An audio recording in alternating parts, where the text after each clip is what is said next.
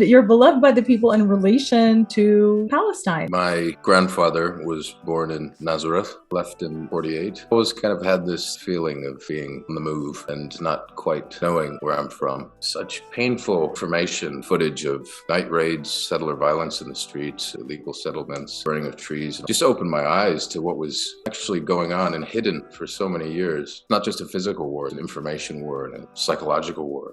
People are fighting for freedom within their homeland. How are they the aggressor? The U.S. involvement and our aid to Israel is about U.S. global domination and protection of capitalist interests. Not everyone's going to like it when you talk about politics, when you're in the entertainment business. I don't consider myself an entertainer. I'm a human being. People want to make it about a war between Arabs and Jews. And I think this is the greatest crime. I think it's all the murder, personally, but people fighting for justice and peace, and people fighting to achieve and defend a supremacy.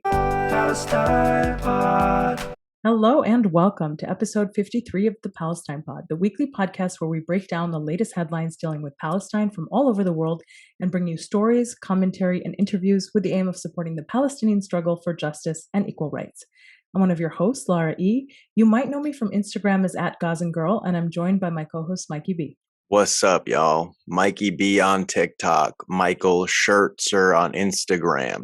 And you can call me Mikey Intifada if you've accused anybody of blood libel recently. Get it? Blood libel because of the Vampire Diaries? I got it. Yeah. I like it. Thank you. Oh, I actually didn't, but that's why I had to explain the joke because I knew you didn't get it. Before we get into today's episode, please like, comment, and subscribe if you hang out with us on YouTube. And if you're listening on a podcast app, subscribe and leave a review. As always, you can find our full episodes and sources on PalestinePod.com. And if you want to get involved in the conversation, reach out to us at PalestinePod@gmail.com and give us a follow on Instagram @ThePalestinePod. Find us also on Patreon, where you get early access to the Palestine Pod episodes, an additional 1 to 2 podcasts per week, including our latest podcast, the Patreon Pod. It's a little more laid back. We talk politics, Palestine, pop culture, and get a little more personal. We're also hosting our monthly Zoom happy hours with our Patreon subscribers only, so really exciting stuff. Check us out on patreon.com/PalestinePod. A few months ago, we asked our listeners who they wanted to see on the podcast, and one name that kept coming up over and over and over was Michael Malarkey. Really? Yes. Wow. Yeah, I was shocked too. Thanks. Yeah, you're beloved by the people. You are. And you're beloved by the people in relation to the subject of Palestine. So maybe let's start there. You have family from Palestine originally. Would you tell us a little bit about your background? Yeah, my grandfather was born in Nazareth in Palestine. Yes. But it's a bit of a long, crazy story. How does it start? Let's see. Well, my great-great-grandfather was from Iran, and he was actually a martyr, and his son was an orphan. And my family basically is are Baha'is. And I'm not religious myself, but it helps to show the backdrop of all of this. And so early on, when he was young, my great-grandfather was sent to live in Haifa. And so he basically grew up in the home of Abdul Baha, who is the son of the prophet of the faith. So he was very loved and so devoted his life to that cause. Your mother is British and Palestinian? So she's my grandfather, so he was born in Nazareth, but his wife is Italian Maltese, but born in Alexandria, Egypt. So okay. I have this just crazy mongrel background. I mean, even one of my records I call hence the name of the album, right? Yeah. And I've always kind of had this feeling of being on the move and not quite knowing where I'm from. There's a kind of rootlessness that I've always had, and for a long time I felt a hard thing, a hindrance. But now it's become an asset, and I feel like part of my power, if you will, being able to step back from things and see them for what they are, which in a way is kind of what's led me here, to all of these conversations and my research on all of this stuff. But yeah, my grandfather left in 48. He ended up moving to Egypt And from then on, he traveled around and did a lot of teaching and ended up in Lebanon, which is where I was born, in Beirut. And suppose growing up in Ohio, because my dad is Irish-American, and he had his connections there, managed to get a job at Antioch University. And so by fluke, I suppose, and I suppose a little luck, I ended up growing up there. But, I always felt, I don't want to say ashamed, but kind of my Arab roots, growing up in that environment. And partially has to do with me being super shy. And at that time, I was painfully shy and wanted to fit in. So you assimilate and you want to adopt whatever the norm is, I suppose. And I guess for the longest time, I just didn't look into it, didn't value it. And that all really started to change last year, since, what happened in May 2021 just really made me do a deep dive into the whole situation and the history. And I'll give another backdrop to that. I'm an avid music nut, and I'm obsessed with discovering new music. I worked in a record store for many years, and I always like knowing about bands and groups that other people don't know about, so I can share them.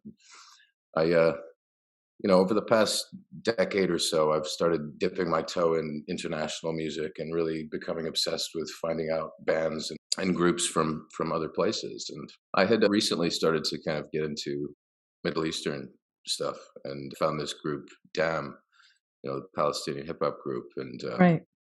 that was one of my first forays into exploring the Palestinian music scene, which seems to be really kind of thriving at the moment. There's a lot of exciting things happening. There's the Palestine Expo that's happening later this year, and there's a lot of really grassroots support for each other in that music scene. And I actually had a couple Palestinian artists open for me on my tour for my London and Berlin shows, and that was cool, making those connections. And I hope to do more of that. I feel like that's maybe something that I can do, because all this stuff, it's such painful history and information that's happening, and it's easy to get angry and upset, and you just want people to know this stuff. And I feel like sometimes me just blasting this stuff out on social media is in a vacuum sometimes, and I'm sure that's something worth talking about, the use of social media and how it's helping or hindering, and when it's helping and when it's hindering. Anyway, I kind of started getting into Palestinian music, and the whole thing escalated to what I now know as a very predictable escalation. I just went nuts with the research. I started reading like The Ethnic Cleansing of Palestine, The 100 Years War on Palestine, Edward Said's writings. I found Abby Martin's work with the Empire Files, and she's done some extensive research on the ground out there, which really connected with me, and her really blunt approach to it all. And so by connecting with DAM, we're actually connected now, and I have other people there that I've been connected with, because I feel like you really need to hear it from the horse's mouth, excuse the expression, but you need to know what the actual people are thinking and feeling, instead of making a judgment without doing that, right?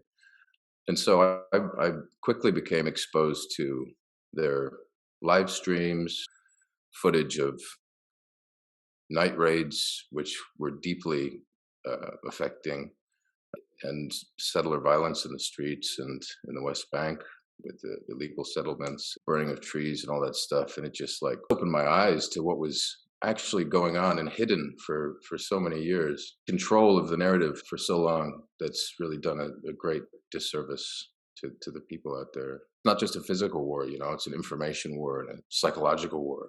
Stripping of identity, even going as far as saying you don't even have an identity. It's a fabricated one, which is crazy. But yeah, I could go further with that, but I'll let you carry on with your trajectory.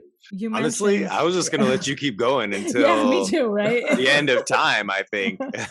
You like my You voice? have a very soothing voice. Yeah, I'm sure dude. people have told you that. It's like ASMR. I was just like...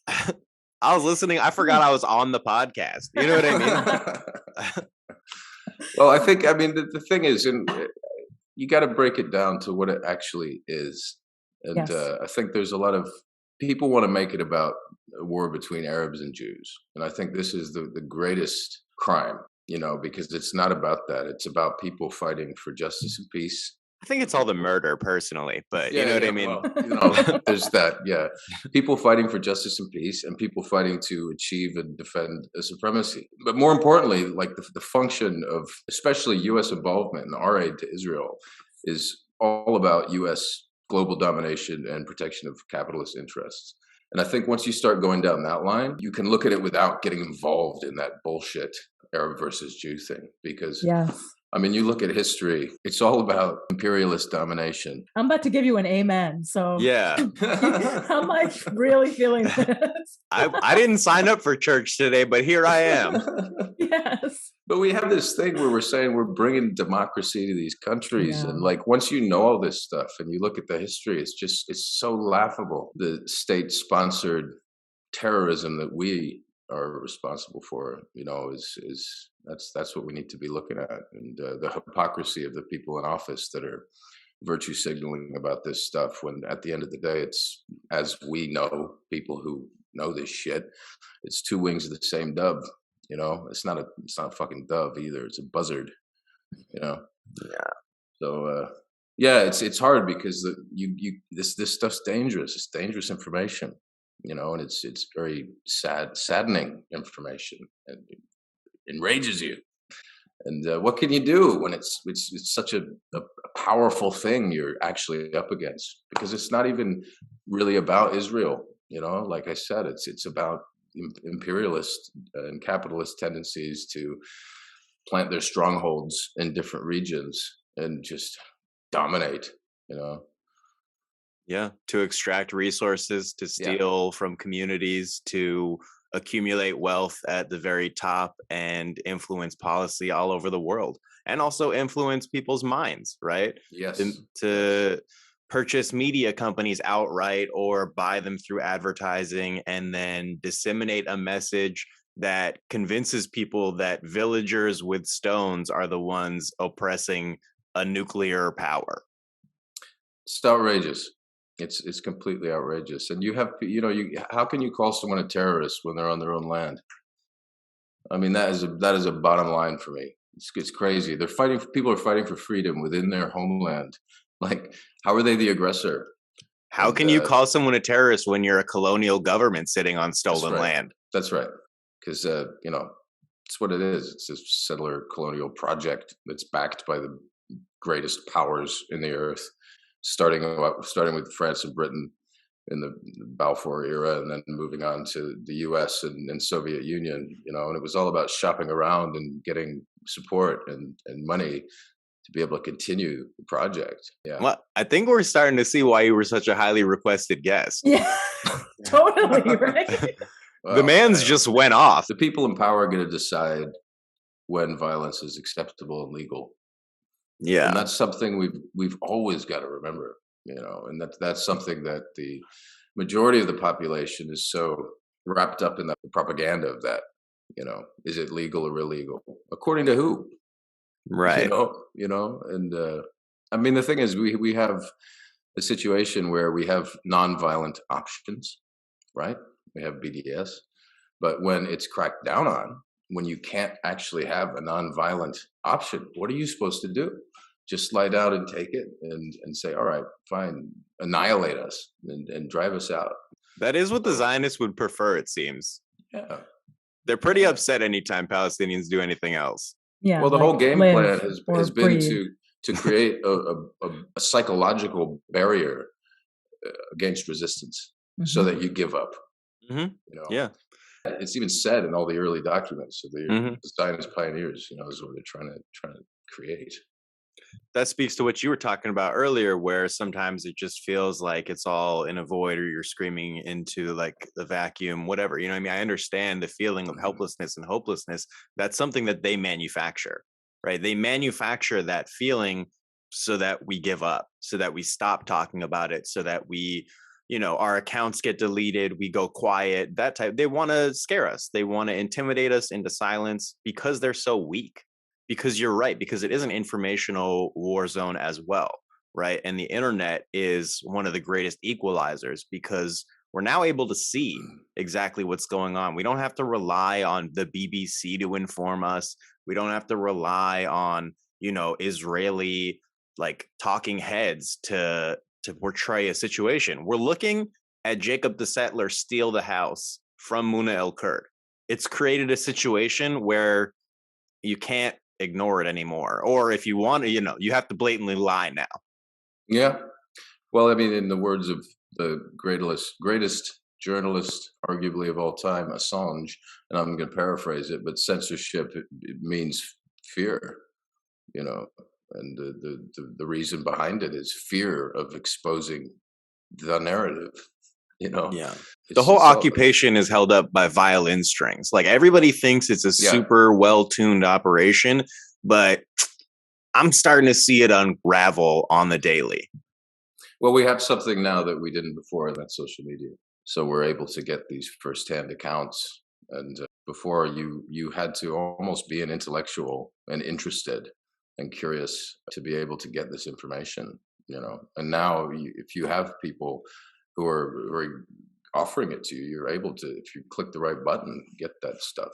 And that's kind of a good segue into like your own social media presence, because you have a large platform. You don't necessarily have to talk about Palestine, but like the fact that you do, it brings you like it warms the hearts of so many people who see a person in your position talking about this situation. Why is it so important for you to be so outspoken? I haven't even thought about it, but it comes from the gut and the heart. It's like an impulse, or it's like, when you know certain things and you feel like it's wrong, and you feel like the majority of people aren't talking about it, it just feels backwards to me. But also heritage and the I don't know. To be honest, my grandfather would probably be pissed off that I was bringing this stuff up and getting involved, because he's been through it and he knows what's at stake and all that. But to me, it's I just had to. And once I kind of started talking about it, I felt like I was, because also my fan base it's completely international. It's bizarre. I have these like pockets like in almost every country of the world. I just feel like, look, not everyone's going to be open, and not everyone's going to like it when you talk about politics when you're in the entertainment business. But I mean, I don't consider myself an entertainer. I'm a human being, right? I'm a human first, and that takes precedence over everything. I feel like talking about these things is accessing that need to be a human, because it's an inhuman business in a way. I love acting and I love the arts, but I don't like the acting business.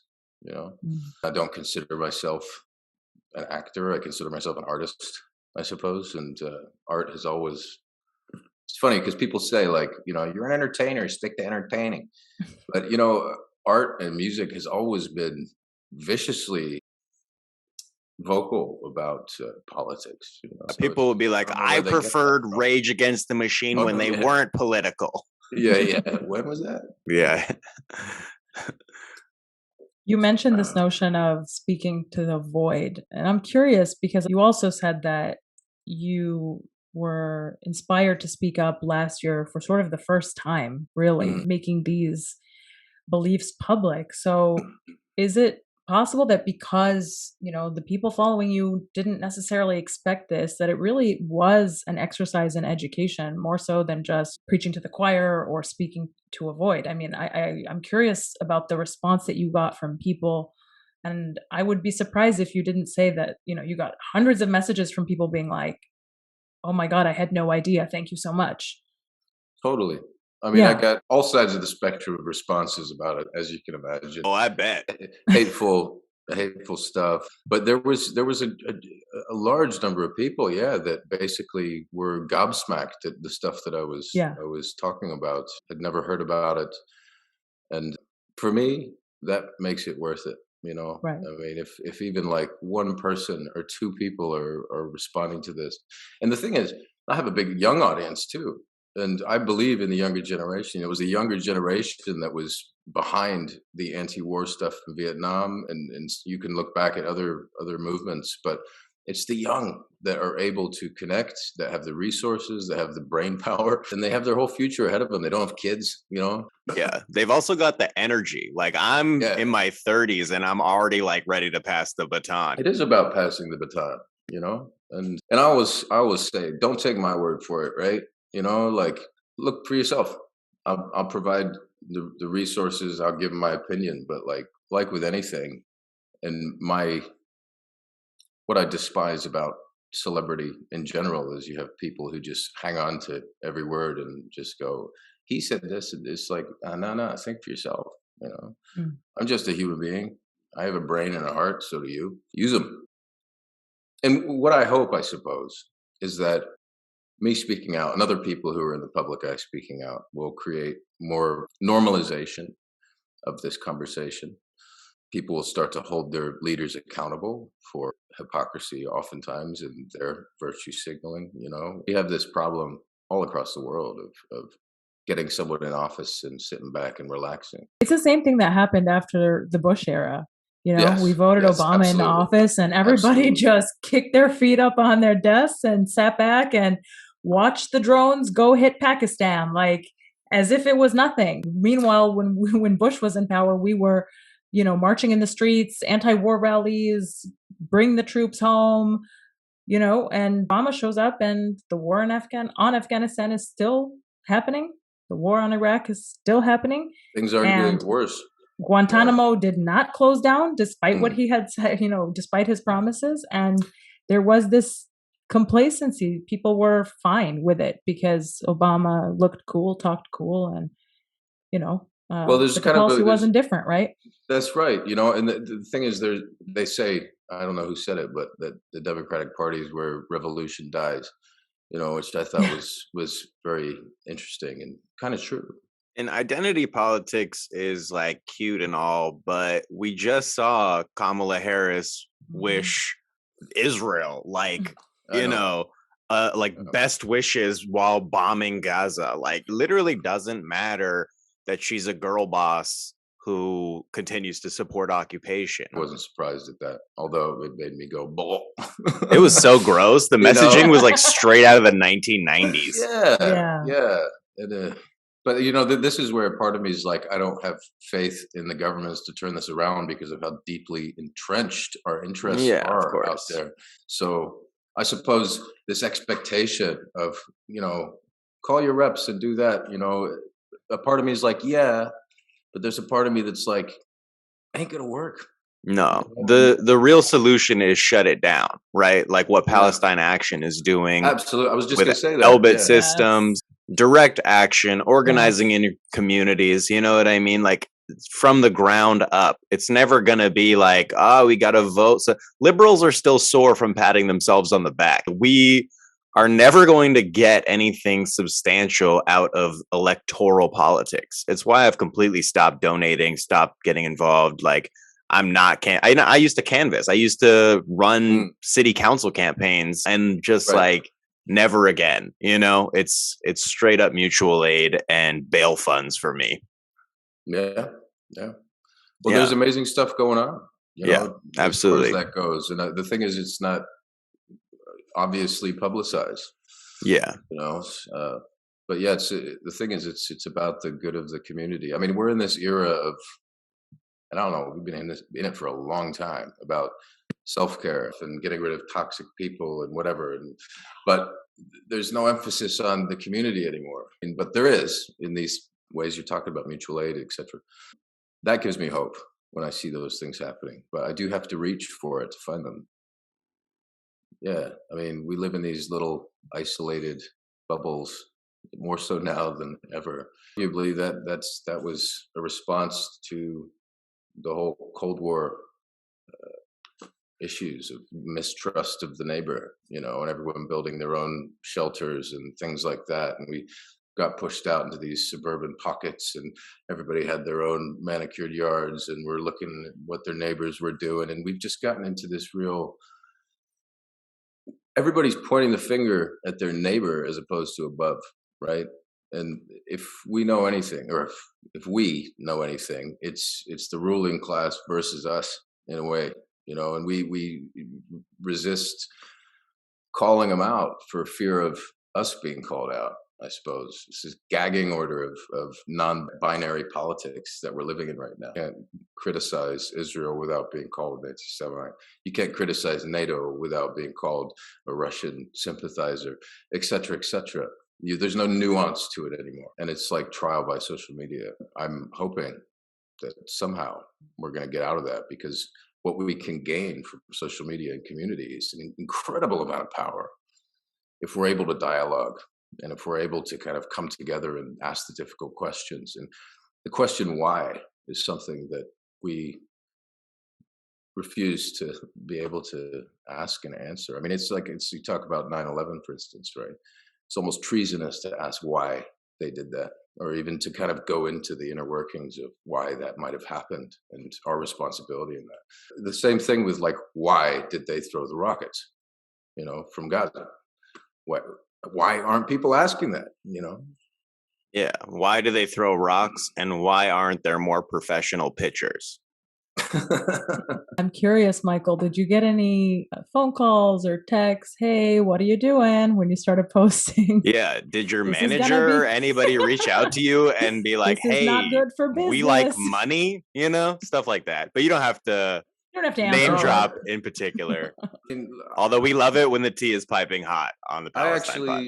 No, I didn't. I don't know. Maybe I'm immune. I don't know. But no, I actually contacted them and just wanted to clarify, just like, look, this is my position on this. It's something I care about. I felt like because of how this issue is, it was important for me to at least take the first step on that. Yeah, you preempted it. Get ahead of it. Ahead of the game. And they were like, look, don't worry, whatever, we'll defend that. Yeah, I mean, who knows behind closed doors? That's the thing. It's like, maybe it's making me an unsavory choice for certain jobs. But, well, I know I've personally lost out on stuff. Like, I've been unbooked from a comedy show because somebody found out that I'm in support of Palestine. Wow. Yeah. I mean, it turns out the comedy show was trash, so I'm not mad about it. Well, I was on a podcast with Loki. Maybe you probably know. Yes, big fan.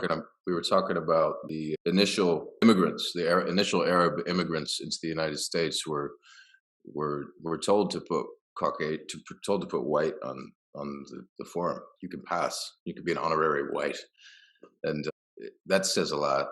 And also, I think also for the shame that I think a lot of Arabs, especially American Arabs who aren't connected to their roots, may feel because of that, because it stems from all the way back then. Yeah, they were like, "You're white, Muhammad." Yeah, let's change it up, Matt. Yeah, go by Mo. How about Mo? Mo. This was debated before the courts, like in the early 1900s, whether whether Arabs were white or whether they were to be included as a part of the quote unquote yellow race. And if they were to be included in the latter, then they would be excluded from the privileges of U.S. citizenship. And so you actually had cases where Arab immigrants are sitting here arguing, no, I'm white, look at my features, and actually making the case that they're white so they could be included as American citizens and benefit from those rights and privileges. And just in the way that Jews have, cozied up to proximity to whiteness, to white supremacy, to passing as white, and ultimately being known as white, right? There's a large percentage of the U.S. Jewish population that considers themselves and is considered white. Yep. But they're, you ask them and they'd be like, no, I'm Middle Eastern. And it's like, are you? You know what I mean? Because you were born in Connecticut for like 4 generations.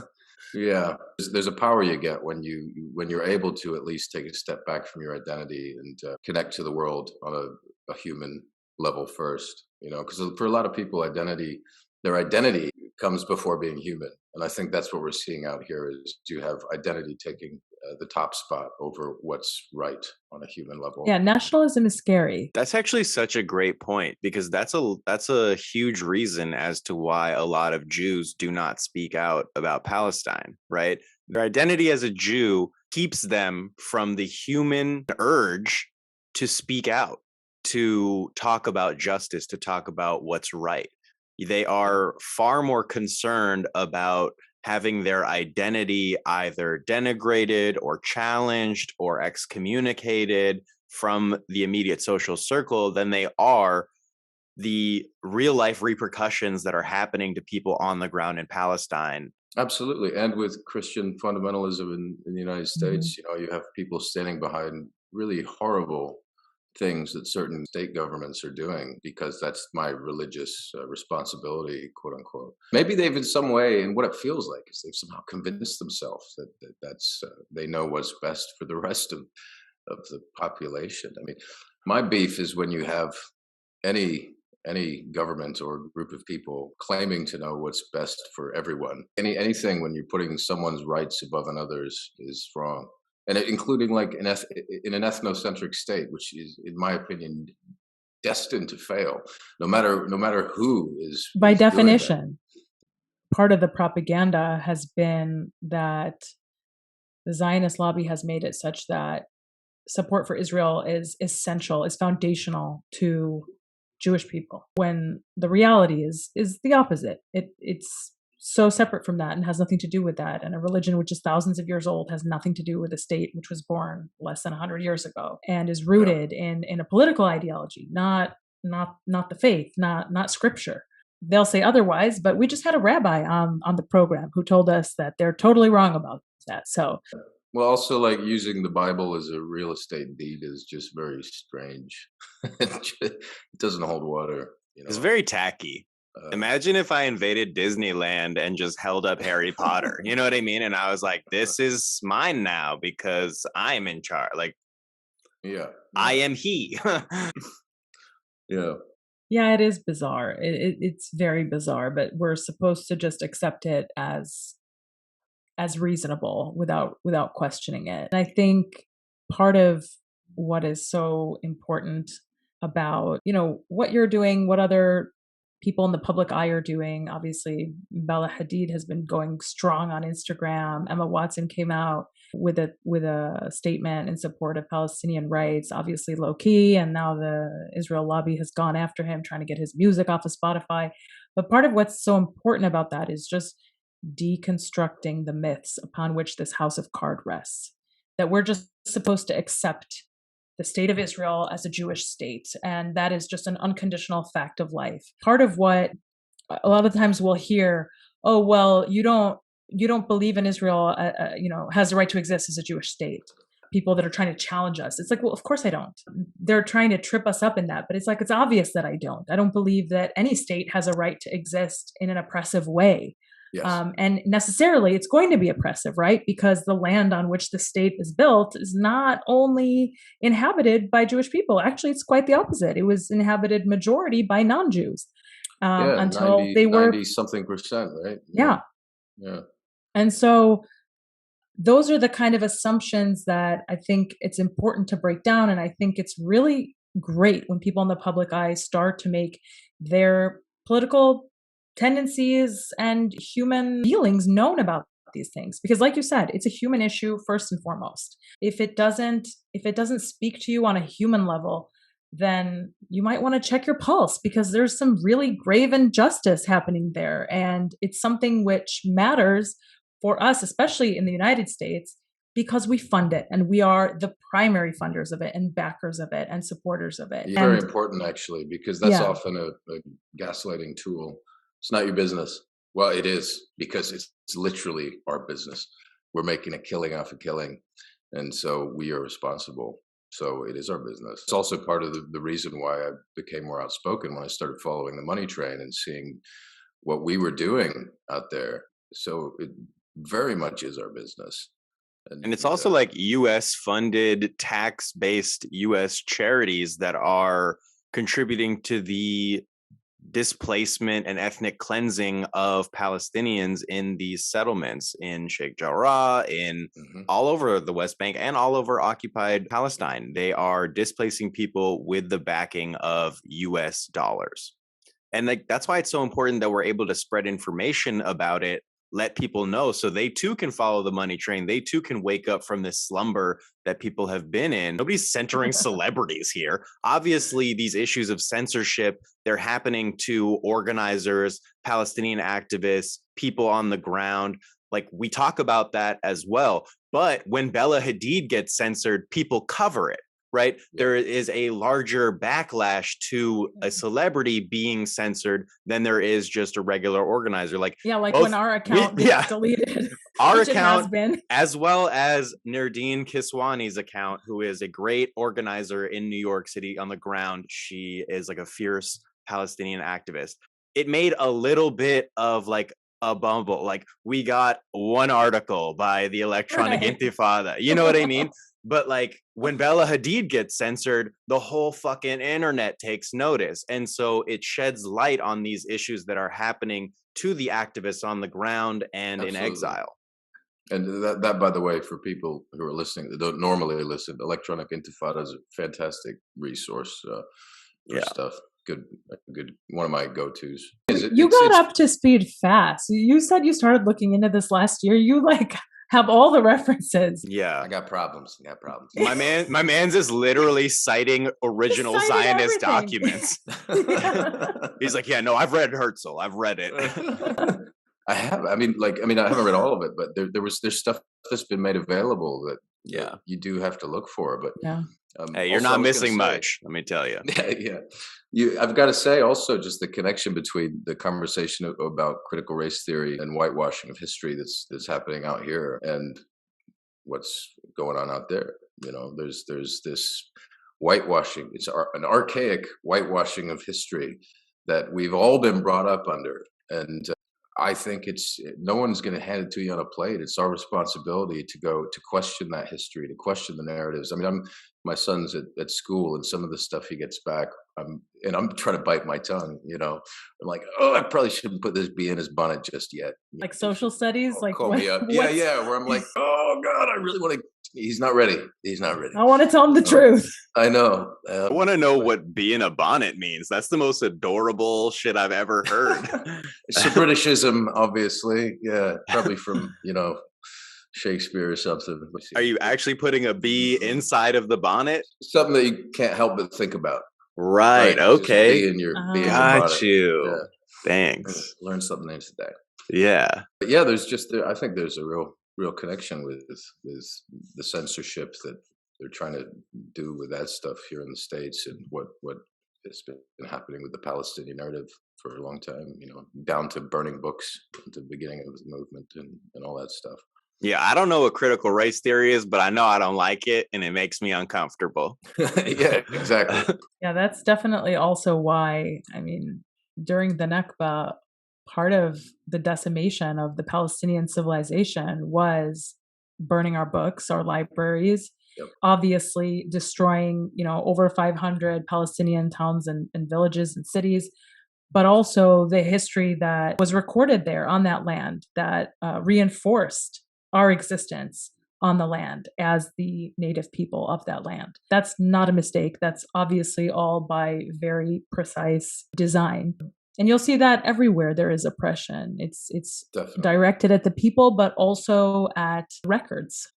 Yeah, and if they couldn't destroy it or burn it, then they'll classify the documents so that they can't be released for 100+ years, and then they'll fight them in courts if you ever try and reference them. And that type of censorship and intimidation happens in the United States too. We spoke to Rafik Abid, right? She has the book Baba, What Does My Name Mean? And it was censored at the Free Library in Philadelphia. And it's like, you can't compete with the narrative of a children's book. It's like you're worried about a picture book and you've got nuclear weapons. Am I right on that? I mean, yeah. And that even moving forward in like the bombing and massacres of refugee camps in Lebanon in the 80s, and to try to exterminate any potential for this to get out. But there's a lot of us out there now. You know, there's been a lot of generations, and so people remember. You know, there's family stories, there's our own personal history and recollections, and you're never gonna keep it all bottled in. when there's crimes against humanity. It's going to get out somehow. Well said. I just want to reference an article from 972 magazine, which came out in 2012, entitled Scores of Palestinian Books, Nakba's Lesser Known Victims.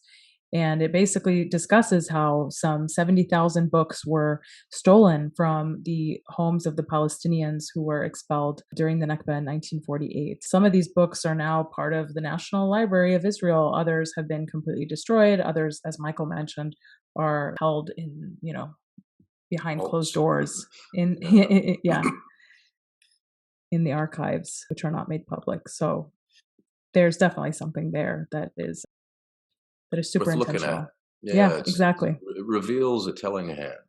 Hey, if you didn't have any shit to hide, you wouldn't stuff it in an archive, right?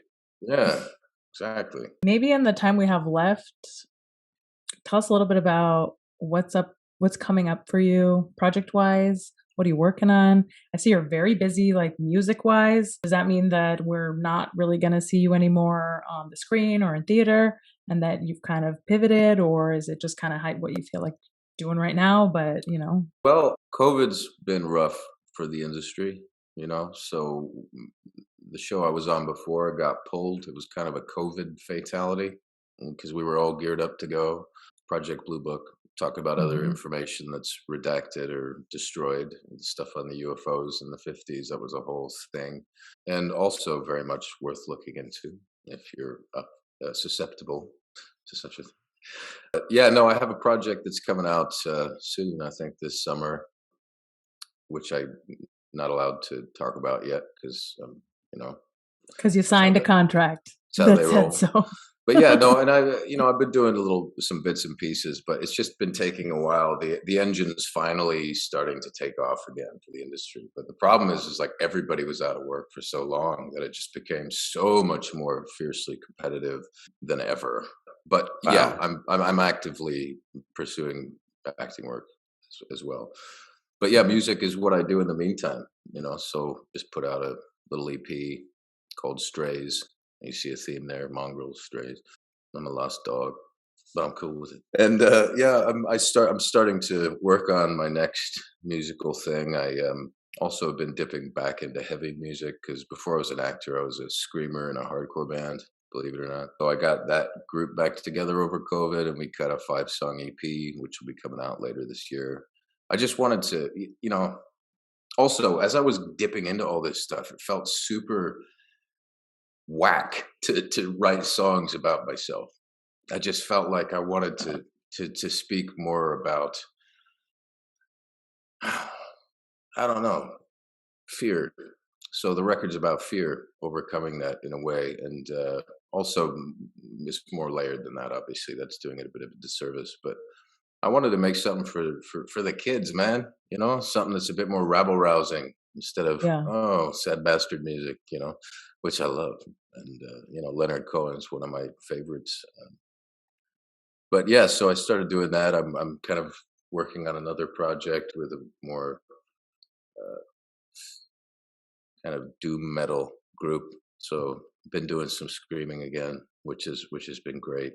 But that one's a lot more overtly political and anti-imperialist. So I've been doing a lot of screaming too. No music, just into the void. Into your pillow. Yeah. Sounds good in the shower, right? I hope we'll see you collaborate with some Palestinian artists in the future, whether it's musicians or actors. We have a bustling film industry as well in Palestine. Yeah. And well, I'm up for it. Hit me up. I'm here.